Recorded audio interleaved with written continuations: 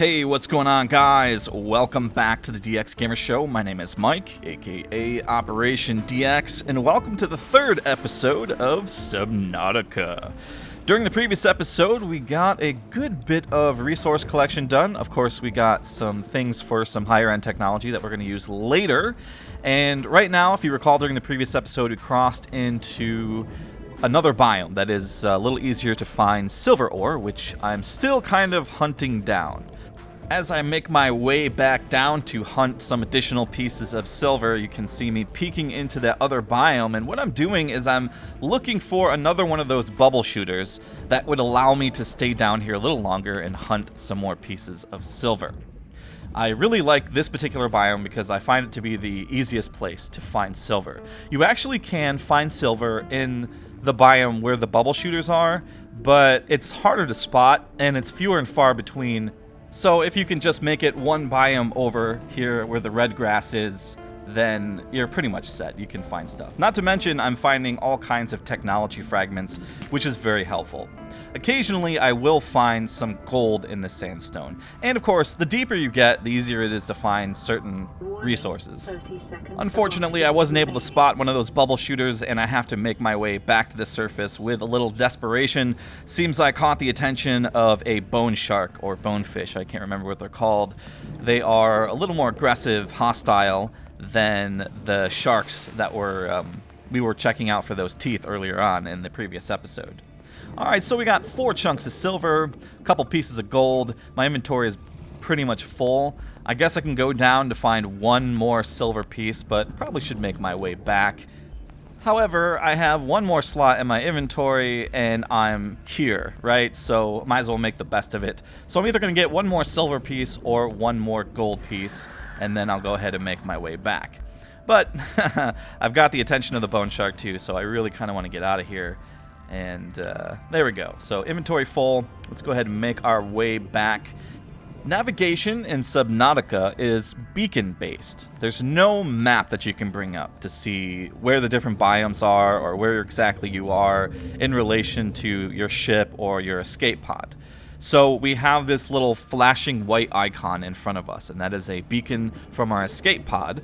And we basically just point ourselves towards that and make our way back to the escape pod. Fortunately, we can craft additional beacons and place them down in different areas of the game to help us find places that we need to remember where they are. Because certain biomes have specific resources in them that we're going to need, and sometimes our inventory will be full and we won't quite remember exactly how to get back to that biome because you can't see very well in certain situations. So it's good that you can craft them and you can rename them so you know exactly what's going on. And then some of the things that you can craft later on naturally have a built-in beacon, which is kind of nice, so you can remember. But yeah, we did pretty good. We got some technologies. We got those teeth for future technology. We also got the silver. So we're doing pretty good, which means we're going to be able to make a good deal of progress once we get back to our escape pod and craft a few things.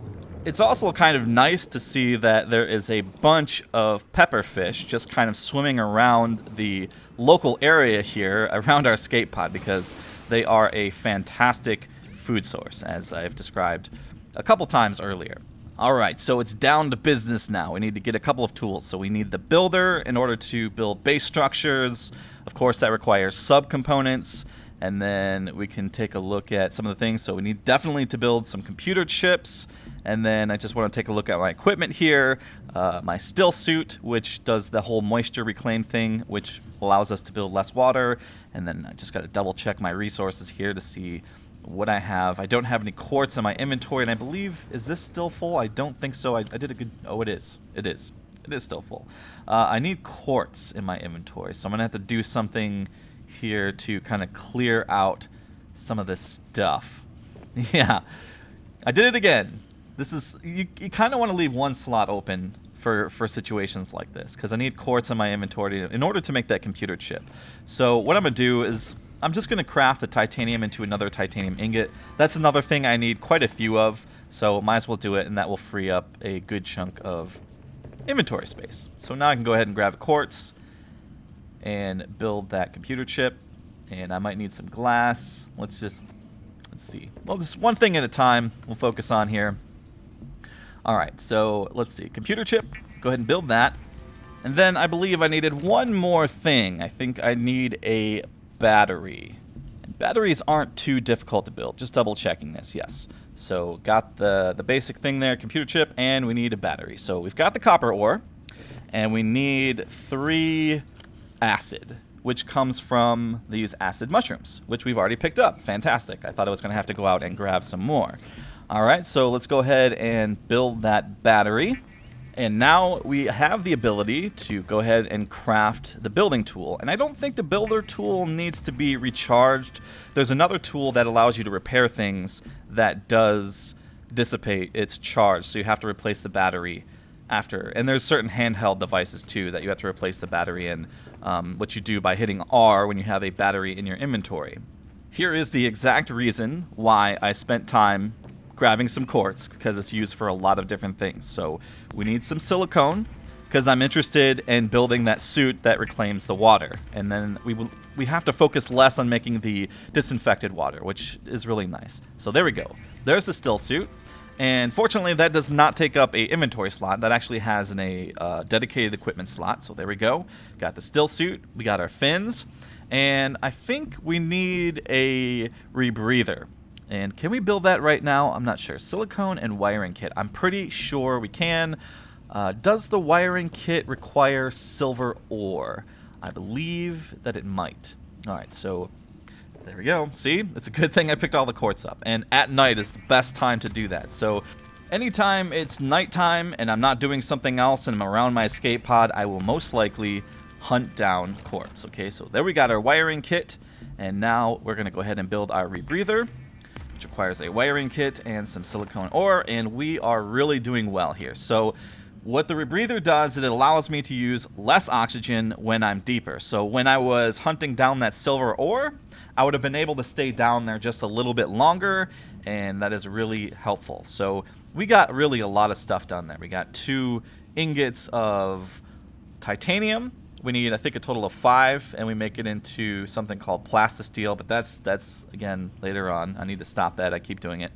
And let's see. I'm just going to kind of rearrange my inventory just a little bit here because we can't research these technologies until we have a analyzing bench. And in order to get the analyzing bench, we need to build some sort of open space, which is where the base building comes in, and another part of the game that I absolutely love.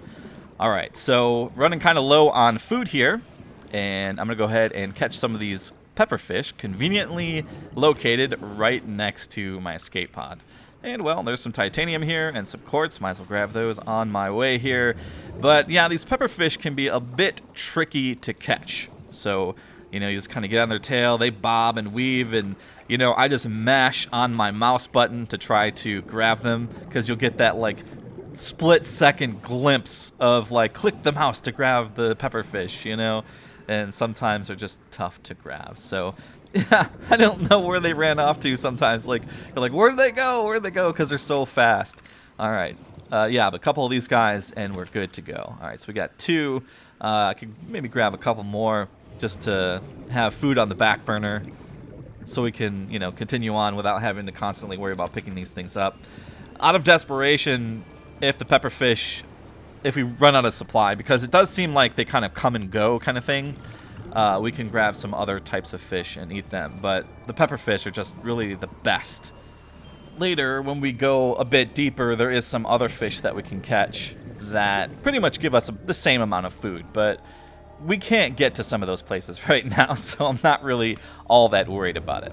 All right, so you notice that I did take some health damage earlier on from those sharks. So I'm going to go ahead and finally collect one of these vines. The game has been telling me to do this, and I've kind of been ignoring it. It's about time I get around to doing it, because I don't really want to see that indicator pop up. But again, I need it too. So we got 8 pieces of the vine. And I believe we have to have bleach and the vine to craft the med kit. Alright, so now the suit is warning me that at 20%. So that's what I like. Like I said in an earlier episode. I really like the game gives you this warning. So at 20%, the game's telling me that I have a calorie deficiency, and I'm probably going to run into some issues if I don't secure my food problem. 20% is plenty of time to go out there and find food, pretty much whatever you're doing in the game. So that's what I really like. A lot of other games, you know, you can really just kind of forget. I do it all the time in like 7 days to die. Totally forget that I need to eat food. So I like that. I like that it warns you. It does the same thing with water. Warns you that your hydration levels are getting low and you need to do something to fix that. So it's just kind of a nice reminder. Something I don't think I've talked about yet in the series is power levels. So you notice while we're using our fabricator, we are diminishing our power level on our fabricator. So we have 41 out of 75 power. And this isn't so relevant with the escape pod because the escape pod seems to have some sort of reactor on board that constantly regenerates the power, and it's not a problem. However, when we start building some structures, which we're going to be doing very, very shortly, power becomes more relevant. And the basic power systems that you can build in the beginning of the game is solar. And you can run out of power very easily just crafting a bunch of stuff inside of the base structure. In an emergency situation, you can come up to the escape pod and just, go ahead and craft a couple of things. What I like to do personally in this game is set up the first base right below the escape pod. Because, one, you don't have to build a beacon to find it. It won't be difficult to find, which can be a hassle if you put your base somewhere else and you haven't built that beacon. And then 2, you have the storage from the escape pod and then whatever storage you build inside of your base, which is also helpful. It's just good to keep these 2 things close early on in the game. It really helps to streamline. And then later, when you want to build a base closer to a biome where you need specific, more high-end resources, you can go ahead and do that. But in the early stages of the game, I find it just to be beneficial to set up right here, right next to the escape pod. So that's what I'm kind of doing right now. I'm eyeballing the landscape and looking for a spot to go ahead and get the base set up. So there's a couple different ways we can go about this. You can flat out build a circular room kind of thing and start off your base that way, or you can build a platform. I prefer to build the platform because it gives me a place to put down the main base structure and power modules without taking up the entire space. You'll see what I'm talking about here in a little bit. It's really very helpful. So you probably noticed that the basic base structures require titanium to build, not titanium ingots, fortunately, or that would take quite forever and that would make the game a little more grindy, which I don't feel like this game's grindy at all, honestly. I really enjoy the pace of it. Anyway, we have to locate some more titanium fragments and turn them into titanium that will allow us to build additional base structures. Fortunately for us, this isn't all that rare of a resource and can be found within the entire region of your escape pod outside of a couple of biomes. It's pretty much everywhere in the game, which is good. I also believe there's some sort of regeneration system in this game that kind of pops resources back up in certain areas of the game. And this is a good thing. This really is a good thing. It makes things more streamlined. It makes it not so frustrating to have to constantly go way out and way back to find metal fragments or quartz or that sort of thing. Now sometimes, it seems like some of these resources don't pop up for you, but quartz especially, you just don't notice it, and then at nighttime it's everywhere. You see it freaking everywhere. Here we're just kind of fortunately spotting it. It's much harder to spot during the day, as you can see, but yeah, I've already talked about that. Anyways, we've collected enough titanium there to at least get the first part of the module started, and then might as well grab a couple of things along the way here. Now that we have the suit that allows us to reclaim our moisture, water's not such a big deal, but we do still want to have health packs because we'll probably run into trouble here and there while we play the game, and that's just the nature. Anyway, now that we've collected our titanium, I'm making my way back to the escape pod to turn that into usable resources so we can build additions to our base. That is essentially going to do it for this 3rd episode. I'll see you guys tomorrow for the 4th episode. Thanks for watching, guys. I'll see you next time. Have a great day and take care.